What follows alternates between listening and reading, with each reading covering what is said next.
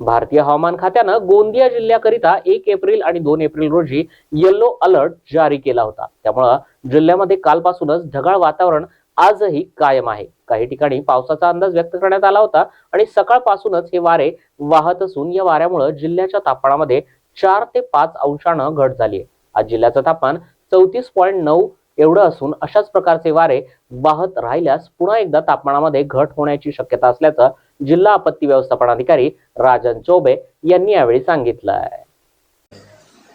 मागील 2 दिवसात 1 आणि 2 एप्रिल रोजी जे हवामान खात्याने जिल्ह्यात येलो अलर्टचा इशारा दिलेला होता। येलो अलर्ट या अनुषंगाने जिल्ह्यातील हलकं ढगाळ वातावरण आणि काही ठिकाणी जिल्ह्यात एकदम तुरळक हलका पाऊस होण्याची शक्यता वर्तवली होती।